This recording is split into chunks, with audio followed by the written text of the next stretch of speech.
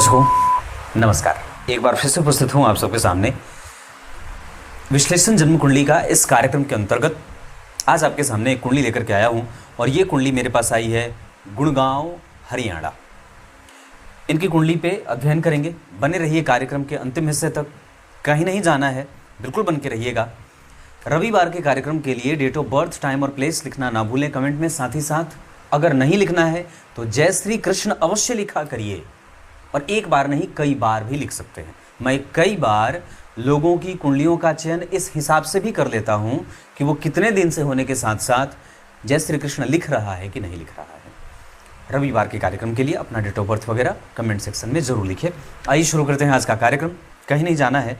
सबसे पहले तो बात बता दूं, ये कुंडली कुंभ लग्न की बनी है, जो वायु तत्व का लग्न है और वायु तत्व की राशि है। लग्न में सूर्य लग्न जो होता है वो पूरब दिशा है, वो बलवान है। इनका चंद्रमा शुक्ल पक्ष के चतुर्दशी तिथि का है। उत्तरायण शिशिर ऋतु शुक्ल पक्ष दिन रविवार। तो उत्तरायण में होने से सूर्य स्वतः बली हो गए, शिशिर ऋतु में शनि बली होते हैं, और रविवार को जन्मे होने से सूर्य तो वैसे भी बली हो जाते हैं।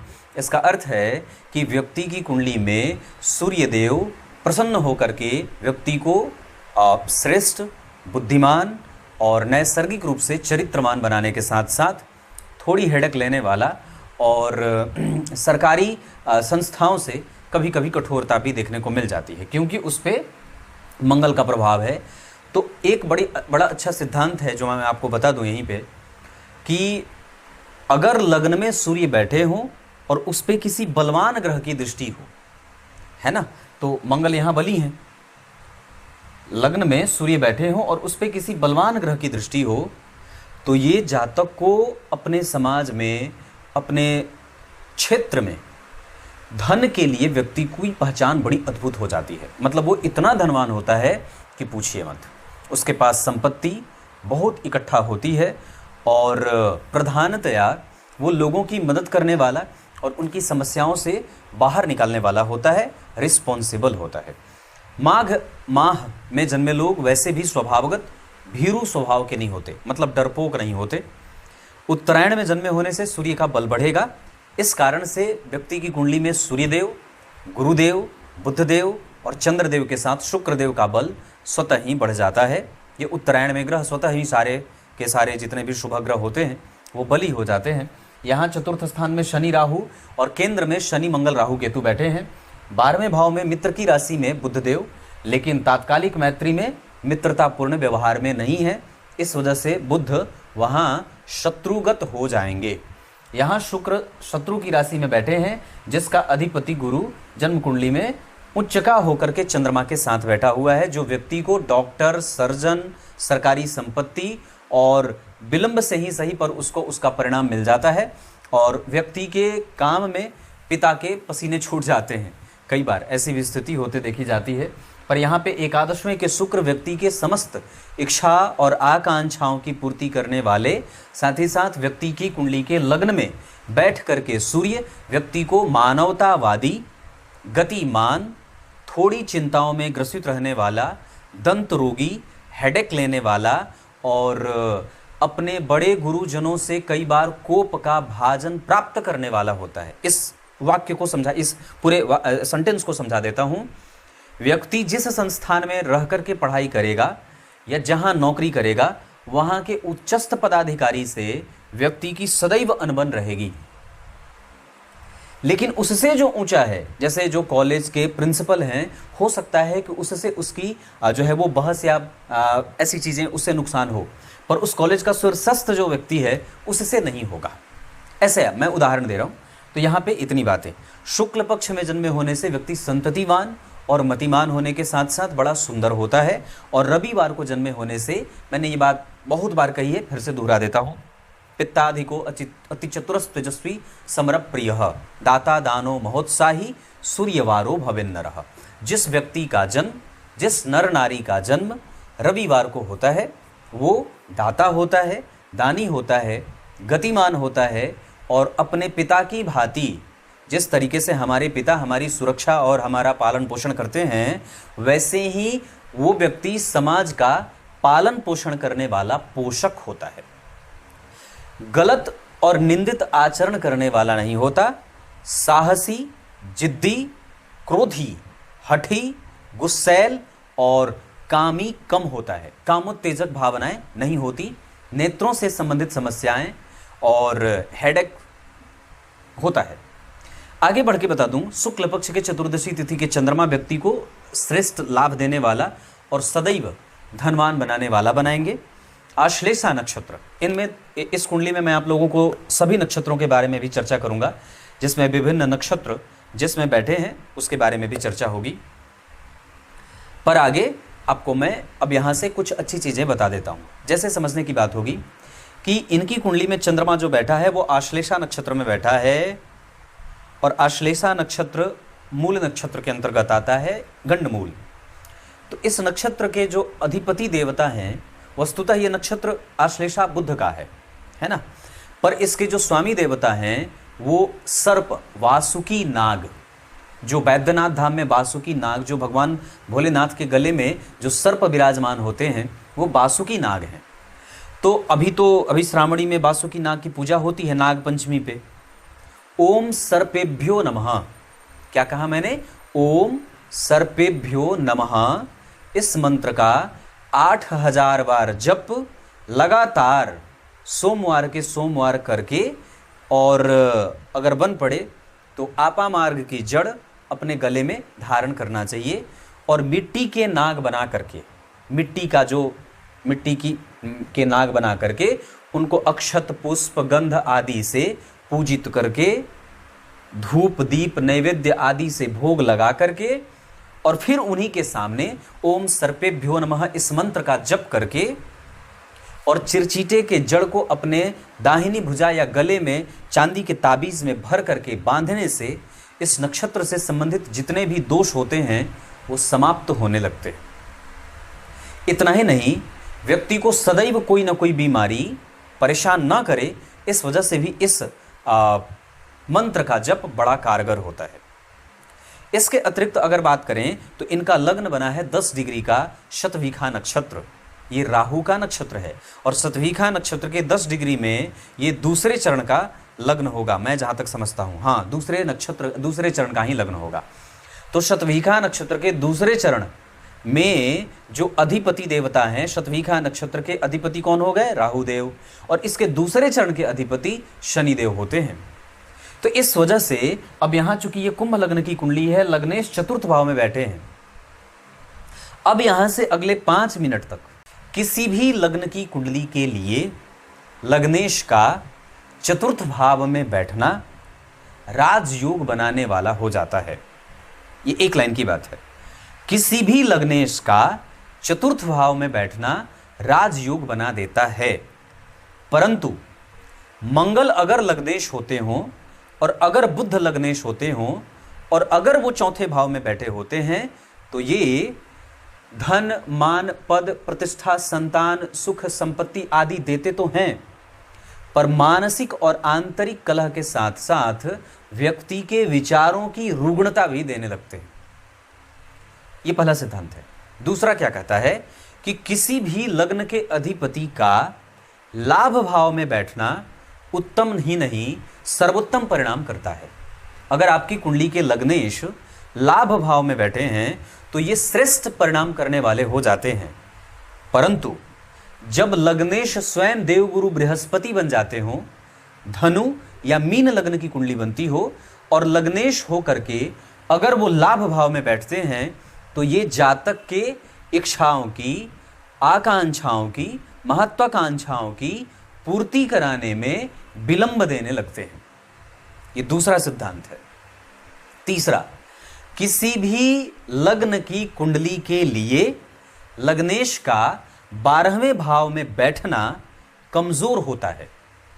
किसी भी लग्न की कुंडली के लिए लग्नेश का लाभ भाव में बैठना कमजोर होता है, परंतु अगर लग्नेश स्वयं शनि या शुक्र देव बनते हो और अगर वो 12वें भाव में बैठे हैं, तो ये कमजोर नहीं बल्कि राजयोगों की भांति जातक के जीवन में आय और व्यय के साथ संतुलन पैदा करते हुए व्यक्ति के जीवन को श्रेष्ठ बनाने की पूरी भूमिका निभाते हैं। ये तीसरा सिद्धांत है। चौथा, किसी भी लग्न की कुंडली के लिए लग्नेश का छठवें भाव में बैठना कष्टप्रद होता है। किसी भी लग्न की कुंडली के लिए लग्नेश का छठवें भाव में बैठना कष्टप्रद होता है। परंतु अगर लग्नेश बुध बनते हो या लग्नेश शनि बनते हो तो व्यक्ति को नौकरी और आयु से संपन्न, साथ ही साथ साहसिक बुद्धि के साथ अपने शत्रुओं पे और जीवन में आने वाली विपरीत परिस्थितियों पे पार पाने वाला बना देते हैं। ये पांचवा सिद्धांत था। कुछ इसी तरीके से आज के इस कार्यक्रम का समापन करते हैं। तब तक के लिए इजाजत दीजिए। ये छोटे छोटे कार्यक्रम आपको नोट करने चाहिए। जैसे ही किसी व्यक्ति की कुंडली के लग्नेश को यहां भाव में बैठते देखा, आपकी ये भविष्यवाणी होनी चाहिए और लगभग ऐसा ही उसका परिणाम देखने को मिलता है। अब यहाँ पे जन्म कुंडली के केंद्र में शनि, मंगल, राहु और केतु।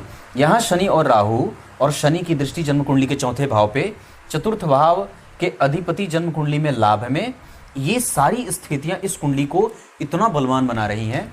लग्न में सूर्य का बली होना, मंगल का दशम स्थान में बली होना और जन्म कुंडली के सप्तम भाव के अधिपति का सप्तम को देखना व्यक्ति की दिनचर्या और दाम्पत्य के साथ सुखद श्रेष्ठ जीवन जीने को प्रमाणित करते हैं। चतुर्थ स्थान में लग्नेश का बैठना ये श्रेष्ठ राजयोग बनाएगा और साथ ही साथ यहाँ शनि और राहु व्यक्ति को जीवन में विषम परिस्थितियों को प्राप्त करने वाला, और आप मान के चलिए कि अगर 100 बच्चे हैं तो 100 में से 99 बच्चों की जीवन की स्थिति एक जैसी हो सकती है, पर इनके जीवन में अलग अलग घटनाएं घटित होंगी। हो सकता है कि जैसे मैंने ये बात कई बार कार्यक्रम में कही है कि जब जन्म कुंडली में शनि और मंगल एक दूसरे को देख लेते हैं या जन्म कुंडली के केंद्र में शनि, मंगल, राहु, केतु बैठ जाते हैं तो व्यक्ति का कंपटीशन बढ़ जाता है। उसके जीवन में ऑब्स्टेकल अब बहुत सामान्य बात हो जाती है और कई बार तो वो इतना ज़्यादा परेशान कर देते हैं कि बेवजह की चीज़ें वो परेशान कर जाती हैं। किसी दूसरे की गलती व्यक्ति को स्वयं भुगतना पड़ता है और इसके लिए सामान्यतया हमें अपने साहस, अपने बल, अपने पराक्रम की वृद्धि करनी होती है। कई बार अपने आप को प्रूफ करना पड़ता है लोगों के सामने, समाज के सामने, बॉस के सामने, प्रिंसिपल के सामने, पिता के सामने, मतलब हर बार। अब ये जो स्थिति होती है ये व्यक्ति को जीवन को आसान नहीं बनने देती है। जन्म कुंडली के केंद्र में या खास करके जब शनि और मंगल एक दूसरे को देख लेते हैं तो व्यक्ति के जीवन को उतार चढ़ाव से युक्त रखते हैं। अब यहाँ पे आपको बहुत पेशेंस रख करके, बहुत मेहनत के साथ, सारगर्भिता से हर एक चीज़ का एक्सप्लेनेशन करना पड़ता है। ये बहुत कठिन हो जाता है। जीवन को कई बार उल्टे पुल्टे या 2 वर्ष के कोर्स को 10 वर्ष में लगा दे, 5 वर्ष में लगा दे, 3 वर्ष में लगा दे, इसमें एक बड़ा मतलब जो असमंजस हो जाता है। लेकिन जन्म कुंडली के एकादशवें भाव के शुक्र व्यक्ति की समस्त इच्छाओं की पूर्ति करवाएंगे। 12वें भाव में बुध अष्टम भाव के अधिपति होकर के बैठे हैं जो व्यक्ति के जीवन में बुद्धिमत्ता और कई बार चपलता या रिसर्च या उच्च शिक्षा को लेकर के प्रभावित और उसमें व्यय देते हैं या कई बार डिग्री में कमजोरी मिल जाती है। पर यहाँ पे जन्म कुंडली के 6वें भाव में गुरु और चंद्रमा व्यक्ति को निश्चित रूप से सरकारी नौकरी, अपनी क्लिनिक, अपना खुद का डॉक्टर बन जाना, नौकरी करना, श्रेष्ठ पदों पे विभूषित होना और सैनिक सेवा में जाना, इसके साथ साथ आईटी सेक्टर में काम करना, मेडिकल सेक्टर में काम करना, मेडिकल से जोड़ करके कोई काम करना, फार्मा में काम करना, इस तरीके की चीज़ों में व्यक्ति को सफलता मिल जाती है। मैंने एक सूत्र करके बताया था कि जब जन्म कुंडली के चतुर्थ स्थान पे या चतुर्थ भाव के अधिपति पे या लग्न पे पापक ग्रहों का प्रभाव ज़्यादा होता है तो वो व्यक्ति doctor, researcher, scientist, analyst, data scientist, इसके साथ कंप्यूटर इंजीनियरिंग करने वाला और फॉर्मेट बनाने वाला, हैवी मोटर व्हीकल्स का इंजीनियर होता है और सर्जन भी होता है। ये सारी स्थितियां जन्म कुंडली में केंद्र में बन रही है। इस कुंडली की सबसे, अगर मैंने जहाँ तक अपनी कुंडली में बात देखी है, जहाँ तक मैंने जितनी कुंडलियाँ पढ़ी हैं उसमें शनि और मंगल का एक दूसरे को देखना बिल्कुल भी अच्छा नहीं होता है। ये माता पिता, भाई बहन, परिवार, सगे संबंधी, इष्ट मित्र, करियर, दाम्पत्य, परिवार सबको बड़ा ही डिप्रेस करता है, बड़ा परेशान करता है। इस वजह से व्यक्ति को सदैव ही नवग्रहों की पूजा, नवग्रह कवच, नवग्रह स्तोत्र आदि का पाठ करते रहना चाहिए, सदैव मंदिर का दर्शन आदि करते रहना चाहिए। इनकी कुंडली में मैंने कहा था सतविका नक्षत्र के दूसरे चरण के लग्न में लग्न 10 डिग्री का बैठा हुआ है। ये प्रबुद्ध लग्न है, इसे कमजोर लग्न नहीं कहेंगे, युवावस्था का लग्न है। शनि इस नक्षत्र के दूसरे चरण के अधिपति होते हैं। इस वजह से शनि की स्वतंत्र दशा और राहु की स्वतंत्र दशा दोनों ही अच्छी जाएगी। और अभी आपकी कुंडली में शुक्र की दशा चल रही है। मूलतः इस कुंडली के कारक ग्रह की दशा है। केंद्र और त्रिकोण के अधिपति होकर के, नवम के अधिपति होकर के, एकादशवें में बैठ करके पंचम को देख रहे हैं। इस वजह से आपके पूर्वजों का आशीर्वाद आपके पास है। और संतुलन बना करके देखें तो आपका साहस ही आपको आगे लेके जाएगा। चीज़ों को समझने की कोशिश करनी है, लड़ने झगड़ने से बाज आना है। कानूनी प्रक्रिया, कानूनी पचड़े जितने भी आपके बनेंगे जीवन में, उन सभी चीज़ों में जीत आपकी ही होगी। फंसेंगे जरूर, 2 दिन का काम 10 दिन में होगा, पर अंततः जीत आपकी ही होगी। कानून से संबंधित जितने भी पक्ष होंगे वो सब आपके, अगर संपूर्णतया अच्छे तरीके से उसकी जांच कराई जाए तो व्यक्ति निश्चित रूप से अपने क्षेत्रों में सफल होते देखा जाता है। आगे आने वाली है 2024 के दिसंबर से 2027 तक, उसके बाद 2031 से लेकर के 34 तक आगे जो भी दशा आ रही है वो बहुत अच्छी आ रही है। पर आपको कष्ट होगा 2028 के अक्टूबर से लेकर के 2031 के अक्टूबर तक। एक बात और बता दूं, जब कभी भी इस कुंडली में शनि मंगल अंतरदशा महादशा में, जब कभी भी इस कुंडली में शनि राहु, राहु शनि, या जब कभी भी राहु मंगल, मंगल राहु, ये दशाएं आएंगी तो व्यक्ति के जीवन को कष्ट में डालने वाली बनेंगी। स्वास्थ्य ठीक है, आयु ठीक है, चरित्र ठीक है, व्यवहार ठीक है और आयु भी ठीक है। इसमें कोई परेशानी मुझे दिखाई नहीं दे रही है। तो मैंने चंद्रमा के नक्षत्र पे बात करी, आश्लेषा नक्षत्र के बारे में, और लग्न के नक्षत्र के बारे में भी मैंने विस्तार से चर्चा कर दिया है। अब बात करते हैं नवमांसा कुंडली में चंद्रमा का लग्न में बैठना, सूर्य का नीच का होना, जिनका नीच भंग नहीं है। इस वजह से जो पति मिले उसका करियर वेल सेटल्ड हो तभी विवाह करने की आवश्यकता है। दशमांसा कुंडली में पति भाग्यशाली होगा और धार्मिक भी होगा। इतना ही नहीं, नवमांसा कुंडली के आधार पे पति और पत्नी के बीच की सुंदरता बहुत अच्छी रहेगी। संतति एनर्जेटिक और लाभ प्राप्त करने के साथ साथ श्रेष्ठ पदों को विभूषित होने वाला पति प्राप्त हो रहा है, लेकिन उसका करियर वेल सेटल्ड होना चाहिए, अनसेटल्ड ना हो, या फिर ये कह सकते हैं कि वो उधेड़ बुन में रहने वाला ना हो। दशमांसा कुंडली के लग्न में चंद्रमा का बैठ करके अपने भाव सप्तम भाव को देखना, ये अच्छी स्थिति होगी। और 12वें भाव में गुरु का बैठना, और जन्म कुंडली में सुखेश जो चतुर्थ भाव के अधिपति होकर के मंगल द्वितीय भाव में बैठ रहे हैं, ऐसी अवस्था में व्यक्ति का दाम्पत्य ठीक ठाक बीतता है, उसमें कोई कमजोरी नहीं है। पर ससुराल वाले दिमाग थोड़ा ज़्यादा लगाने वाले होते हैं। इसके अतिरिक्त अगर मैं बात कर दूं तो माता यानी कि सास ससुर का सुख सामान्यतः ठीक ठाक है। वैसे आपकी कुंडली का चंद्रमा बहुत अच्छा है, इस वजह से आपके संबंध किसी से भी गड़बड़ नहीं होंगे। आप ईर्ष्यालु नहीं हैं, आपकी प्रवृत्ति खराब नहीं है, आपके अंदर कुंठा नहीं है, आप डिप्रेस मत होइए। इसके अतिरिक्त अगर मैं बात करूं तो दशमांसा कुंडली का एक सूत्र है जो मैं यहीं पे बात कर देता हूं कि दशमांसा कुंडली का लग्नेश अगर द्वितीय भाव में बैठा हो और धन भाव का अधिपति वापस अपने धन भाव को देख रहा हो, इससे बढ़िया बात और कुछ होती नहीं है। अगर आपकी कुंडली के दशमांसा कुंडली के लग्नेश द्वितीय भाव में बैठे हैं तो समझ लीजिए कि आप अपने करियर से निश्चित रूप से धन कमाएंगे, और एक नहीं कई जगह से व्यक्ति धन कमाता है। भले जीवन के आरंभ में परेशानियां बन रही हैं, पर एक वक्त पे आने के बाद जो आपके साथ पढ़ रहे हैं, जो आज आपके साथ आगे निकलते हुए देख रहे हैं, देखे जा रहे हैं, एक न एक दिन वो पीछे हो जाएंगे और आप आगे हो जाएंगे। क्योंकि दशमांसा कुंडली, बाकी मैं उनकी कुंडली तो देख नहीं रहा, पर आपकी कुंडली के आधार पे आपके जीवन के आरंभ में कष्ट प्राप्त भले हो रहा है, पर अवस्थागत अंतिम स्थिति में जा करके आपकी ही प्रगति होते दिख रही है। आपका साहस बढ़िया है, बल अच्छा है, पराक्रम अच्छा है, दृष्टिकोण अच्छा है, दाम्पत्य का सुख बहुत अच्छा है, पति भी सरकारी नौकरी या सरकारी डॉक्टर हो सकता है। इतना ही नहीं, आप लोग अपने स्वयं का कारोबार भी निश्चित रूप से कर सकते हैं। आपका चरित्र, आपका व्यवहार और आपकी दार्शनिकता बहुत अच्छी है। अपने नाम पे भवन भूमि वाहन का सुख आपकी कुंडली में बहुत अच्छा है। आपकी कुंडली में पिता के गलती के कारण व्यक्ति को कष्ट भोगना पड़ रहा है, क्योंकि यहाँ पे मंगल और केतु हैं जो यहाँ पे सामान्यतया करियर को कमजोर करते हैं। मैंने ये बात बताई थी कि जन्म कुंडली के दशम स्थान में अकेले मंगल कई बार कष्ट देने लगते हैं। अब जो भी प्राप्त हो रहा है उसमें मंगल और केतु के कारण ही प्राप्त हो रहा है, और शनि केंद्र में बैठे हैं तो जीवन को अब आसानी से तो प्राप्त करने वाला बनाएंगे नहीं, परेशान करेंगे। अब बात करते हैं आपकी कुंडली में 2041 में आपकी कुंडली में सूर्य की दशा आएगी, लेकिन उसके पहले तक शुक्र की दशा है जो आपकी कुंडली का योग कारक ग्रह है। आपकी कुंडली में सबसे जो अच्छी दशा आ रही है वो 2024 के दिसंबर से आ रही है, जो 2025 के दिसंबर तक चलेगी। इसके बाद भी आपकी कुंडली में 2027 के अगस्त तक भी बहुत अच्छी दशा देख रहा हूँ। कष्ट वाली दशा हो सकती है 2028 के अक्टूबर से लेकर के 2031 के अक्टूबर तक। इसमें स्वास्थ्य, मानसिक व्यय और कई बार धन का व्यय होते देखा जा रहा है। आपकी समस्त इच्छाओं की पूर्ति हो जाएगी, घबराने की कोई आवश्यकता नहीं है। बाकी के अन्य वर्ग चार्ट के आधार पे अगर मैं बात कर दूं तो आपकी कुंडली में संतति का सुख बहुत अच्छा देख रहा हूं।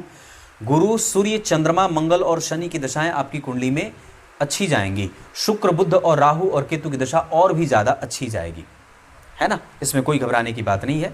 धन के मामले में, वाहन, भवन, भूमि आदि के मामले में माता और पिता के प्रभाव में रहने तक ही आपको वाहन मिल जाएगा। आगे तो अपने बल पे है ही, वो भी आपको अच्छा खासा सुख भूमि, भवन, वाहन का दे देंगे। संतति का सुख, पूजा पाठ करने का बल, हालांकि इस कुंडली में प्रोफेशन में प्रोफेशनलिज्म थोड़ी ज़्यादा देख रहा हूँ, महत्वाकांक्षा थोड़ी ज़्यादा है, पर फिर भी पूजा पाठ में चरित्र खराब नहीं है, इसमें बुद्धि खराब नहीं है। मन आपका बहुत स्पष्ट और साफ है, आपका मन गंदा नहीं है, उसे गंदा करने की कोई आवश्यकता नहीं है। अष्टक वर्ग के आधार पर अगर बात कर दूँ तो हमें अपने रेगुलर रूटीन पे काम करना है। धन आपके लिए खर्च होगा, पराक्रम थोड़ा और बढ़ाने की आवश्यकता है। इसके साथ साथ आप अपने जन्म स्थान से निकट भी रह करके अपना काम कर सकते हैं। नौकरी आपकी कुंडली में ज़्यादा अच्छी है या व्यापार, आप दोनों कर सकते हैं। इसके साथ साथ आपकी कुंडली में एजुकेशन में बाधाएं उपस्थित हो रही हैं, आप अपने रिसर्च और अपने काम पे और भी फोकस बढ़ाइए, कंसंट्रेशन बढ़ाने की आवश्यकता है और वो आपके पास है। इतना ही नहीं, भाग्य का बल प्राप्त करने के लिए देवी मैया को लाल पुष्प की माला कम से कम सप्ताह में एक बार शुक्रवार को अर्पित करिए। इतना ही नहीं, आपका करियर ग्रोथ करेगा। अभी कई बार उसमें थोड़ी बहुत परेशानी आ रही है, पर आगे मैंने जैसे 2024 का दिसंबर बताया है, चीज़ें आगे बढ़ जाएंगी। लाभ बहुत अच्छा प्राप्त करेंगे और 100% आप अपने समाज में अपने धन, अपने मान, अपनी प्रतिष्ठा और अपने प्रभाव के कारण जाने जाएंगे। शुभ अंक और आदि चीज़ों पे चर्चा कर दूं तो आपकी कुंडली में शुभ अंक रहेगा 2। धन कमाने के लिए आप पश्चिम और उत्तर दिशा में जा सकते हैं। इतना ही नहीं, भवन, भूमि, वाहन का सुख भी आपकी कुंडली में है, क्योंकि जन्म कुंडली के चतुर्थ स्थान से शनि, मंगल, राहु, केतु का प्रभाव बन रहा है। निद्रा खराब मत करिए, प्राणायाम किया करिए। इतने के बाद आगे बता दूं तो नक्षत्र में धनिष्ठा, अनुराधा, ज्येष्ठा, मृगशीरा, रोहिणी और श्रवण, ये नक्षत्र किसी भी काम को करने के लिए बहुत अच्छे रहेंगे। शुक्रवार और शनिवार का दिन बहुत अच्छा रहेगा। अंक मैंने बता दिया। अब अंक शास्त्र में पढ़ने की अलग से कोई आवश्यकता नहीं है, कोई भी काम करना हो 2 अंक आपके लिए बहुत अच्छा है। 2 तारीख, 11 तारीख और 20 तारीख आपके लिए बहुत अच्छे रहेंगे। इसके अतिरिक्त अगर मैं और भी बातें बता दूं तो दिन बताया, वार बता दिया, वार, नक्षत्र और इतनी सारी चीज़ें बता दी। सूर्य बैठे हैं धनिष्ठा में 3 डिग्री के, इस वजह से नियम से जागना चाहिए, प्रकृति के नियमों का उल्लंघन ना करिए। शनि और राहु चौथे भाव में बैठे हैं, माता को चिंता से मुक्त करिए, अपनी बातों से और अपने पराक्रम से। इसके साथ साथ आपकी कुंडली में सरकारी नौकरी और अपने कारोबार और दाम्पत्य का सुखद सुख है, क्योंकि छठवां भाव जो 7वें भाव का व्यय होता है बहुत अच्छा है। यहाँ पे भी सप्तम भाव से के अधिपति जन्म कुंडली में सप्तम को देख रहे हैं। इस कुंडली का दाम्पत्य और विवाह के बाद की स्थिति बहुत ज़्यादा अच्छी बनी है। विवाह को लेकर के परेशान होने की कोई आवश्यकता नहीं है। धनु लग्न धनु राशि, कर्क लग्न कर्क राशि, मेष लग्न मेष राशि के जातकों से विवाह किया जा सकता है। उत्तर दिशा में विवाह का योग बहुत अच्छा रहेगा। विवाह की संपूर्णतया जो दशा रहेगी वो 2027 के अगस्त के बाद आप कभी भी विवाह कर सकते हैं। इस कुंडली के आधार पे अगर चाहें तो शुक्र का रत्न ओपल और निश्चित रूप से एक मोती भी धारण किया जा सकता है। ऐसा नहीं सोचना है कि चंद्रमा 6वें भाव में बैठे हैं तो मोती धारण नहीं कर सकते, बिल्कुल कर सकते हैं। कुछ इसी तरीके से आज चंद्रमा के बाद अभी सूर्य के नक्षत्र के बारे में चर्चा कर रहा था। सूर्य धनिष्ठा नक्षत्र में आपको ऊर्जावान और दार्शनिक बना रहे हैं, साथ ही साथ दृष्टिकोण अच्छा और नैतिक पतन कभी भी नहीं होने वाला जातक बना रहे हैं। चंद्रमा के बारे में मैंने चर्चा की कि चंद्रमा आश्लेषा में बैठे हैं, आपका काम और स्वास्थ्य रुकेगा। मंगल आपकी कुंडली में आपके प्रभावों को कमज़ोर कर रहे हैं, करियर में अवरोध देने का काम कर रहे हैं। बुध का प्रभाव आपको अपने ही लोगों के कारण आपका नुकसान होते दिखा रहे हैं। गुरुदेव आपकी कुंडली में आपको कम अंक पाने वाला बना रहे हैं। गुरु के बाद शुक्र आपकी कुंडली में आपको व्ययी बना रहे हैं और आपके ऊपर व्यय हो रहा है ऐसा शुक्र के कारण, और आपकी इच्छाओं की पूर्ति भी वो करवाते दिखाई दे रहे हैं। शनिदेव आपके मानसिक शांति को भंग करने का काम कर रहे हैं। राहु देव आपकी कुंडली में आपको निर्णय लेने में परेशान करने वाला, और कई बार जहां बुद्धि लगानी है वहां नहीं लगता और जहां नहीं लगानी है वहां बुद्धि लगानी पड़ती है। राहु, ये बात मैंने बताई, ऐसे चतुर्थ स्थान के राहु बहुत अच्छे होते हैं, घबराने की कोई आवश्यकता नहीं है। डिग्री में वो 11 डिग्री के हैं, योग कारक ग्रह की राशि में बैठे हैं, परम मित्र के साथ उच्च की अवस्था में बैठे हैं। इस वजह से डिग्री के आधार पर भी अगर मैं बात कर दूं तो आपकी कुंडली में सूर्य 25% का परिणाम, चंद्रमा 50% का परिणाम, मंगल 25% का परिणाम, बुध कमजोर परिणाम कर रहे हैं। अपने सूर्य और बुध 12वें भाव में अच्छे नहीं होते, बोलना ज़्यादा नहीं है, एक्सप्लेनेशन ज़्यादा नहीं देना है, गलत मैत्री में नहीं जाना है और जितना ज़्यादा हो सके अपने रिसर्च पे काम करना है। इसके साथ साथ देवगुरु बृहस्पति 100% संपूर्ण और श्रेष्ठ परिणाम कर रहे हैं, आपके शत्रुओं से आपकी सुरक्षा कर रहे हैं। शुक्रदेव आपकी कुंडली में कमजोर हो रहे हैं, इस वजह से अपनी सुंदरता, अपने कपड़े, अपने शलीके और अपना आलस्य, इसे ठीक रखना होगा, आलस्य ज़्यादा ना करिएगा। शुक्र के बाद शनिदेव की स्थिति आपकी कुंडली में 25% का परिणाम कर रही है, इस वजह से अपने कर्तव्यों को समझिए, नियमबद्ध होइए, बड़े लोगों का आदर करिए। समाज का जो निकृष्ट वर्ग है, जैसे शूद्र वर्ण हो जाए, निकृष्ट तो नहीं कहूँगा, पर वो जो श्रेष्ठ लोग हैं, जो समाज का चतुर्थ वर्ग है, उसे आप ठीक करने की कोशिश करिए, उनके साथ मैत्रित्व करिए। कोई निकृष्ट और कोई उच्च नहीं होता, सभी बराबर हैं, पर निसंदेह कर्म और कई बार उसके पूर्व जन्म के कर्म उसे ऊंच और नीच के भावों में बांट देते हैं प्रारब्ध के आधार पे। ये इतनी सारी चीजें, आपकी कुंडली का दाम्पत्य ठीक है और निश्चित रूप से उसको लेकर के चिंतित होने की कोई आवश्यकता नहीं है। शनि के बाद अगर बात करते हैं तो शनि 25% परिणाम कर रहे हैं। अपने कर्तव्यों को समझिए और बहुत ज्यादा फल की इच्छा भी मत करिए, अपना काम करते रहना है, तभी आपको परिणाम मिलेगा। राहु और केतु की दशाओं में थोड़ी बहुत कठिनाई मिलेगी, पर वस्तुतः वो परेशान बिल्कुल भी आपको नहीं करेंगे। ये अंतरदशा की भी मैं बात कर रहा हूं। कोई भी शुभ काम करना हो, आप आराम से, जैसे करियर से, प्रमोशन से, विदेश यात्रा से, कोई भी संबंधित, संतान से, पूजा पाठ, तीर्थ यात्रा से संबंधित कोई भी काम करना हो तो गुरु की दशा में और शुक्र की दशा में काम कर सकते हैं। संतान से संबंधित अगर कोई भी निर्णय लेना हो तो शुक्र की दशा के साथ गुरु और चंद्रमा की दशा में इस्तेमाल कर सकते हैं। अंतर प्रत्यंतर में बात कर रहा हूं। इसके साथ साथ अगर भूमि, भवन, वाहन से संबंधित अगर कोई भी काम करना हो तो शुक्र और मंगल की दशा के साथ गुरु की दशा का इस्तेमाल किया जा सकता है। नौकरी और व्यापार या कारोबार से संबंधित अगर कोई भी निर्णय लेना हो तो गुरु और मंगल के दशा, अंतरदशा, प्रत्यंतर, सूक्ष्मांतर में कोई भी काम किया जा सकता है। अपने स्वास्थ्य के मामले में अगर कोई भी निर्णय लेना हो, डॉक्टर से मिलना हो, कोई भी काम करना हो तो आपको सूर्य और चंद्रमा की दशा का इस्तेमाल करना चाहिए। बस आपको कुछ नहीं करना है, बस आपको सिर्फ देखना है कि मुझे कौन सी दशा चल रही है, महादशा किसकी चल रही है, अंतरदशा किसकी है, प्रत्यंतर दशा किसकी है, प्राणांतर, सूक्ष्मांतर किसका चल रहा है। बस देख लिया कि आपने सूर्य की दशा चल रही है तो स्वास्थ्य से संबंधित काम कर देना है, संतान से संबंधित काम करना है तो बुध की दशा को देख लेना है। क्लियर है? कुछ इसी तरीके से आज के इस कार्यक्रम का समापन करते हैं। तब तक के लिए इजाजत दीजिए। बहुत बहुत नमस्कार।